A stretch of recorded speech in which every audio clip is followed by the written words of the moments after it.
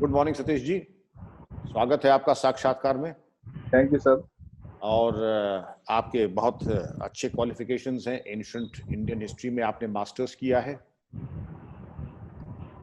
मैं सर। ये जानना चाहूँगा आपसे कि एंशिएंट हिस्ट्री के पुरातत्व दृष्टिकोण से उत्तर प्रदेश में कौन-कौन से सर्वाधिक 2 महत्वपूर्ण स्थान बताएं? सर क्षमा चाहते हैं सर, मैंने अर्थशास्त्र में सर वो बीए किया है सर, स्नातक।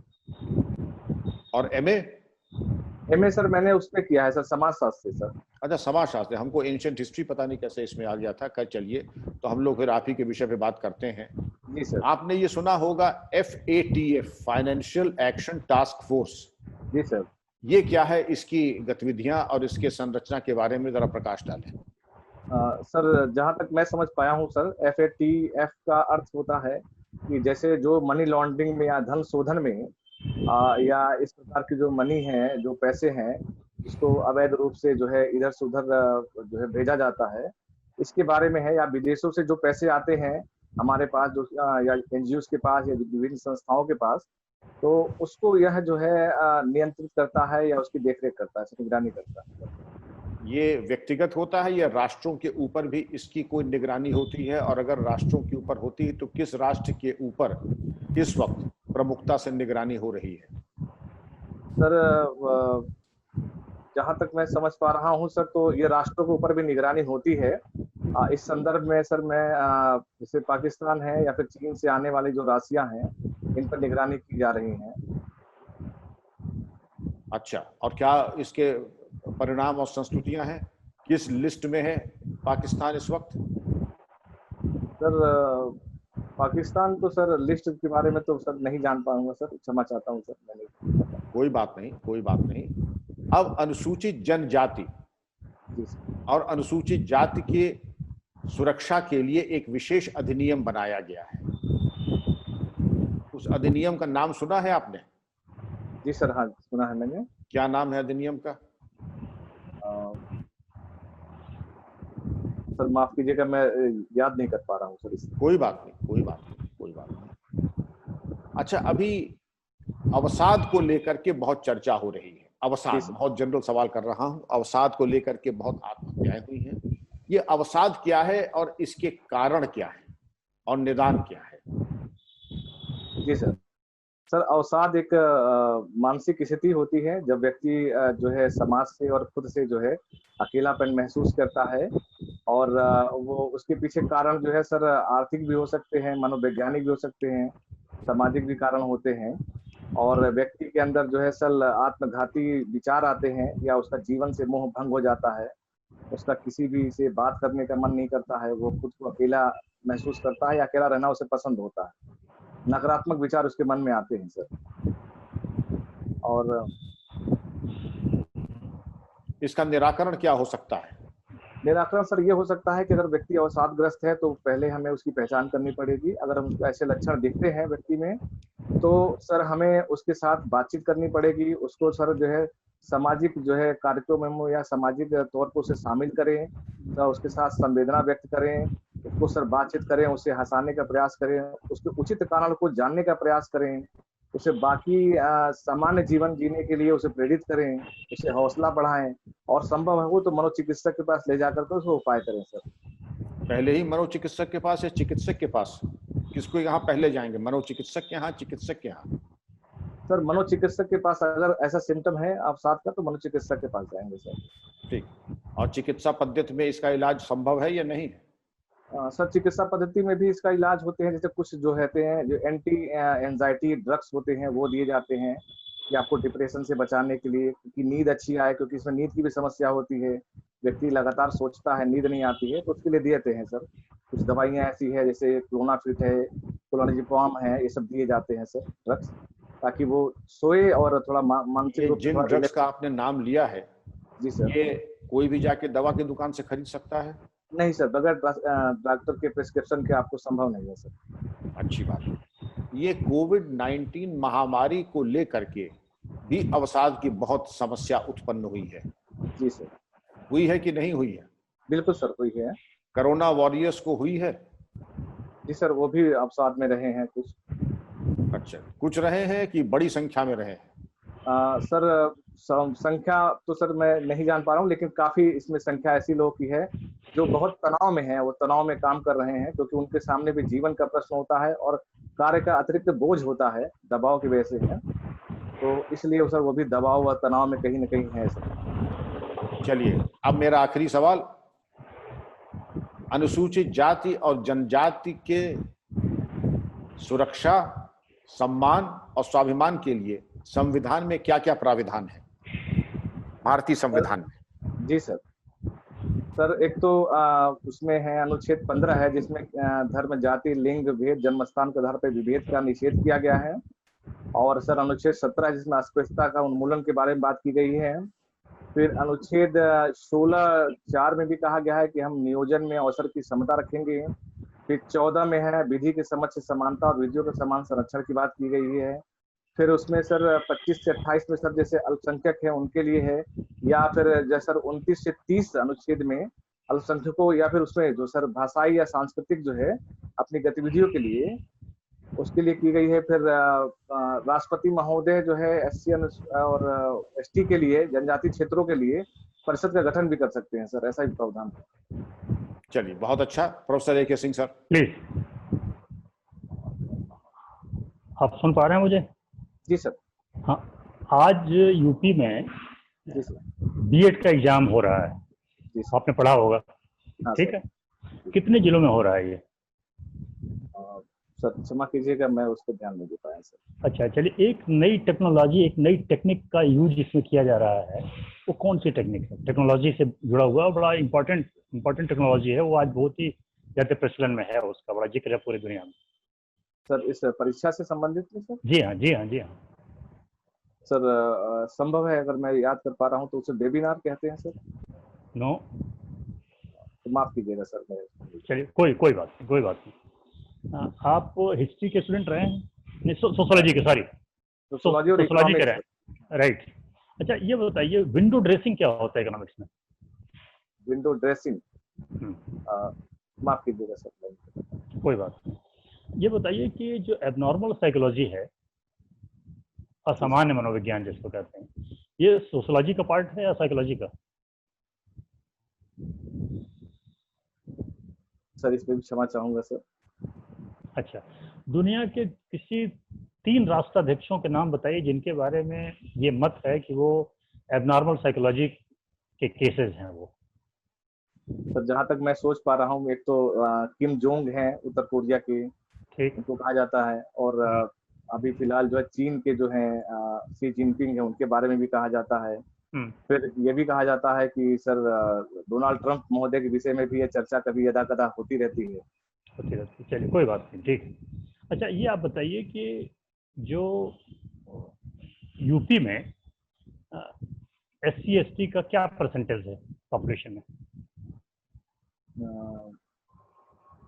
सर अभी मैं याद नहीं कर पा रहा हूँ सर। ब्राह्मण का क्या परसेंटेज है? जी सर। ब्राह्मण का यूपी के पॉपुलेशन में क्या परसेंटेज है? क्षमा कीजिएगा सर, मैं इस दृष्टिकोण से उसको पढ़ नहीं पाया कभी। कोई बात नहीं, चलिए। अच्छा, आप ये बताइए, एक गवर्नमेंट ऑफ इंडिया की स्कीम है, उसको कहते हैं इंस्पायर, क्या है? सर जैसे मैं समझ पा रहा हूँ, एस्पिरेशनल डिस्ट्रिक्ट प्रोग्राम की बात कर रहे हैं सर आप? नहीं, गवर्नमेंट ऑफ इंडिया की स्कीम है, बड़ी इंपॉर्टेंट स्कीम है वो। सर माफ कीजिएगा सर। कोई बात नहीं। अच्छा, चलिए, आप ये बताइए कि नाइबर फर्स्ट और इंडिया फर्स्ट, ये दोनों क्या है ये?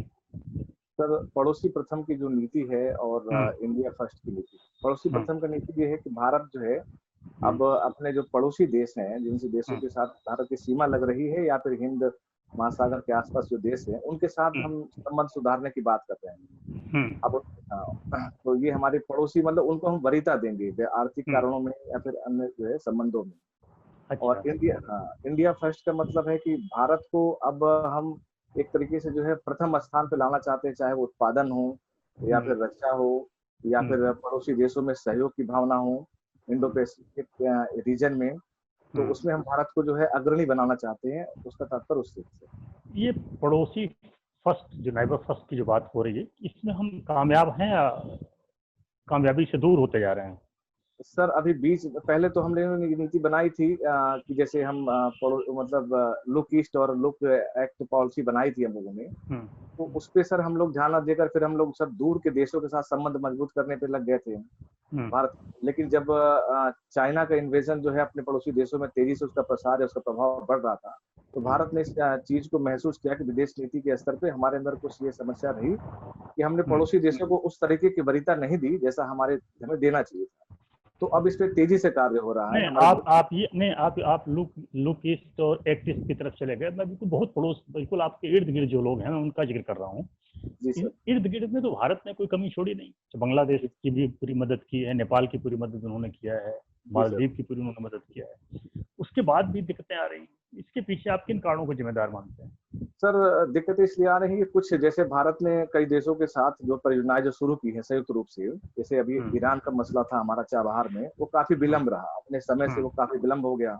इस वजह से ईरान ने जो है भारत के साथ ऐसे बात की है कि हम चाबहार पे भारत की जो है भूमिका को कम करते हैं। फिर सर नेपाल के संबंध में, नेपाल में सर वहाँ चाइना जो है हस्तक्षेप कर रहा है वहाँ की इंटरनल राजनीति में, और इस वजह से सर पेपर डिप्लोमेसी जो कहते हैं कि पैसे की लालच में या अन्य किसी लालच में भारत के खिलाफ जो है वो बोल रहे हैं, और भारत ने यथासंभव किया है। और फिर कई जगह और भी परिणाम रही हैं जहां भारत थोड़ा विलंबित हो गया है या उस स्तर से नहीं वो कर पाया जैसा उसे करना चाहिए था। तो थोड़ा हमारी तरफ से विलंब हुआ है या फिर कहीं हमें समझने में चूक हुई है। अच्छा ये बताइए, ये जो टेबल टॉप एरोड्रम्स हैं, जब एक हाल में दुर्घटना हुई है, ये कहाँ पे दुर्घटना हुई है? सर ये केरल में हुई है सर। केरल में? उस एरोड्रम का क्या नाम है? सर कोझिकोड संभव है सर। नो, अगर मैं गलत एयरपोर्ट का नाम वो नहीं है, तो क्षमा चाहता हूँ सर। चलिए कोई बात नहीं। ये बताइए, आप टेबल टॉप एरोड्रम्स हैं उनके नाम बताइए।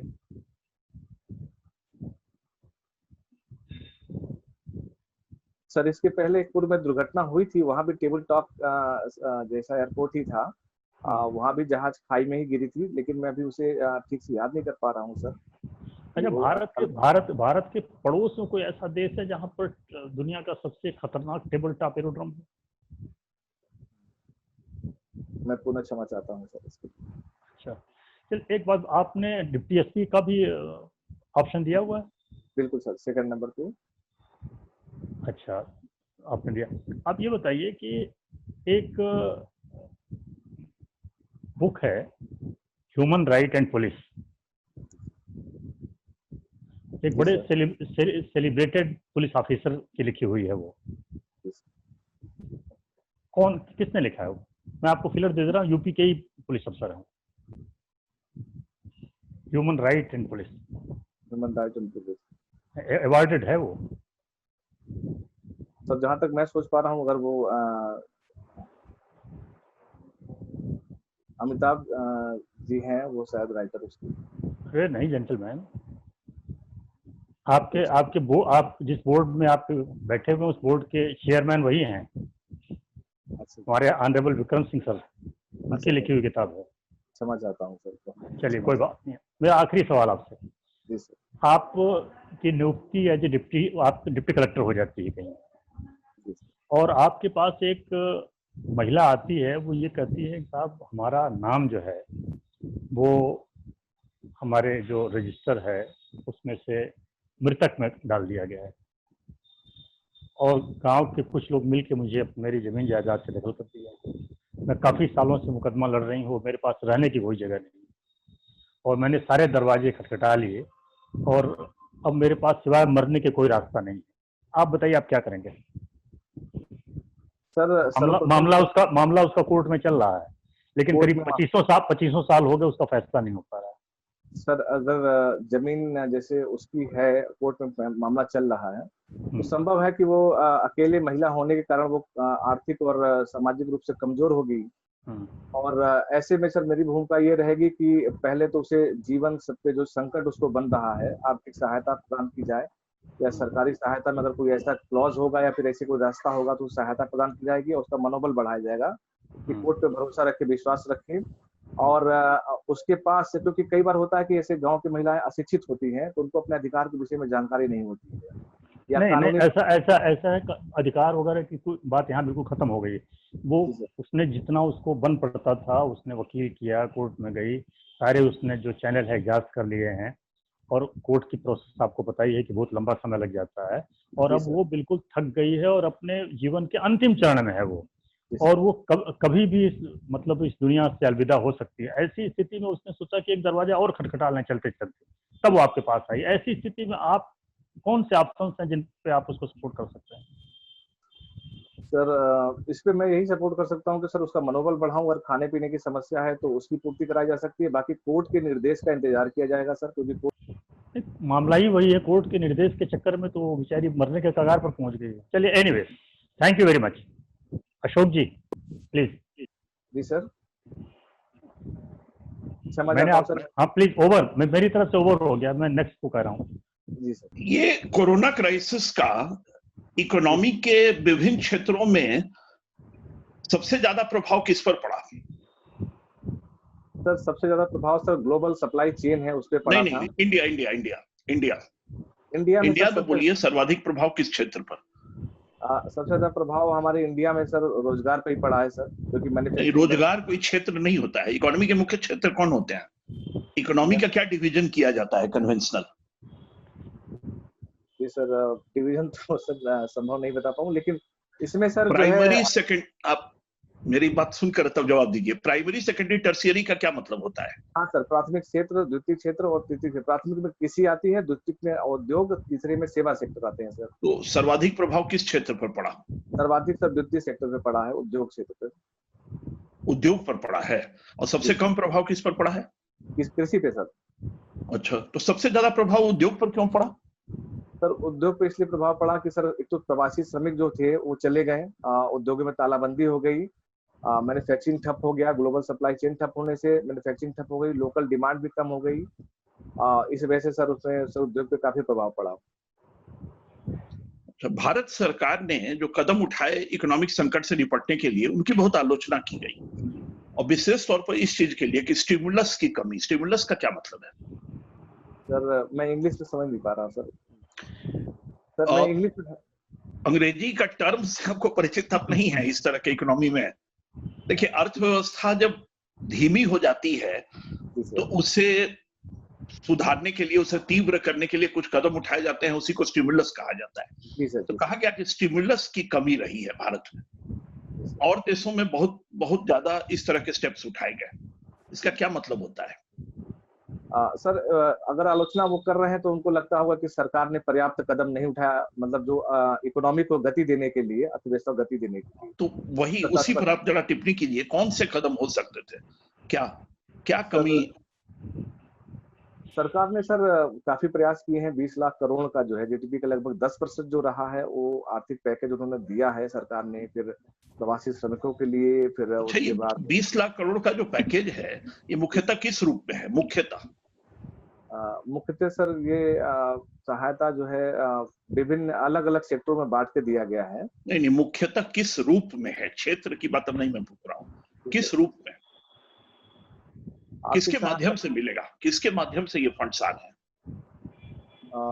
सर जहां तक मैं सोच पा रहा हूँ, कुछ तो आरबीआई ने इसमें फंड दिए हैं, कुछ योजनाएं पहले चल रही थी, और इसमें सर कैश की बात नहीं है, ये है बात कि हम कुछ छूट देंगे उनको, व्यापार या फिर उद्योग स्थापित करने के लिए कुछ ऋण में छूट देंगे। तो फिर 20 लाख करोड़ का मतलब क्या हुआ? जब आप नगद नहीं दे रहे हैं तो ये 20 लाख करोड़ टर्म, फिर क्या इसका महत्व हुआ? इसका महत्व सर है सर 20 लाख करोड़ में, जैसे कुछ हम नगद दे रहे हैं, जैसे प्रवासी श्रमिकों को है वन नेशन वन कार्ड की तरह राशन कार्ड, जो राशन दिए गए हैं 3 महीने के लिए, 3 महीने के लिए गैस दिए गए हैं। तो कितना परसेंटेज इसमें 20 लाख करोड़ में सरकार के बजट से आया है, ये बताइए। सर अभी तो एक्चुअल मुझे नहीं पता है सर, मैं नहीं बता पाऊंगा कितना आया है, लेकिन मैं जानता हूं कि सर ये सरकार ने इस पे काफी जो है इस पे छूट दी है, और कृषि क्षेत्र में तो वैसे, और एमएससी जो है सूक्ष्म लघु और मध्यम इकाइयां हैं, वो अब धीरे धीरे रफ्तार पकड़ रही हैं, गति पकड़ रही हैं, लोग काम पे लौट रहे हैं, उत्पादन धीरे धीरे शुरू हो रहा है हमारे यहाँ। धन्यवाद सतीश जी, धन्यवाद। चलिए आगे। दीपक सर। सतीश जी, आप जो है एक लंबा एक फासला समय का दिख रहा है जी सर।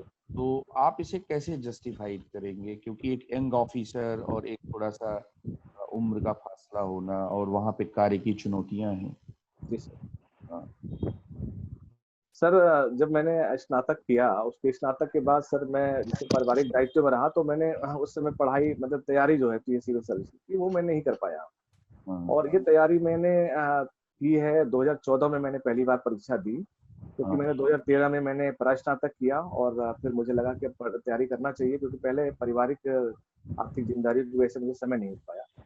और फिर उसके बाद मैंने तैयारी की 2013 में। फिर फादर काफी लंबे समय से बीमार थे, तो उसके लिए मुझे घर और परिवार दोनों देखना पड़ रहा था। तो 16 में पिता के निधन के बाद से फिर उस समय पढ़ाई मेरी ब्रेक हुई। फिर पुनः मैं जो है फिर 17 और 18 का मेहनत देकर के आपके सामने हूँ। ठीक है। अच्छा, उत्तर प्रदेश की 3 प्रमुख समस्याएं क्या हैं आपके हिसाब से? मेरे हिसाब से सर एक तो पहली समस्या है कि जो उत्तर प्रदेश में जो विभाजन होता है सर, पूर्वी उत्तर प्रदेश और पश्चिम उत्तर प्रदेश में समृद्धि को लेकर के वो सब विभाजन वो गलत है। फिर इसे कई बार बीमारू राज्य भी कहा जाता है, ये एक समस्या है, इसको दूर करना है, इसको लेवल 2। फिर अवसंरचना विकास है, फिर इसको दूर करना है। फिर कृषि में जो है हमारी अर्थव्यवस्था में कृषि का जो है योगदान है लगभग 24% है। तो कृषि पर निर्भर होने की वजह से सर इसकी समृद्धि वैसी नहीं दिखती जैसे बाकी राज्यों की दिखती है। ये भी समस्या मुझे दिखती है। ये भी है। अच्छा, उत्तर प्रदेश में जैसे अगर वाराणसी को लेकर अगर जानने की कोशिश की जाए कि कितनी है साक्षरता, कितनी है वाराणसी जिले की? वाराणसी की साक्षरता लगभग सर 63% है सर, टोटल ओवरऑल साक्षरता। और नेशनल लेवल से कम है या ज्यादा है? नेशनल लेवल से कम है sir. National level. Hello friends, Dikshant IAS प्रस्तुत करता है Dikshant free coaching and scholarship programme, Bharat सरकार एवं गैर सरकारी संगठनों द्वारा वित्त पोषित। Hello friends, Dikshant free coaching and scholarship programme online course का लाभ लेने के लिए गूगल प्ले स्टोर पर जाकर दीक्षांत एजुकेशन टाइप करें और हमारे ऐप को डाउनलोड करें, या दीक्षांत आईएएस के यूट्यूब चैनल को सब्सक्राइब करें तथा ऑफलाइन कोर्स का लाभ लेने के लिए या इस बारे में विशेष जानकारी प्राप्त करने के लिए हमारे मोबाइल नंबर पर संपर्क करें 7428092240 9312511015 8851301204।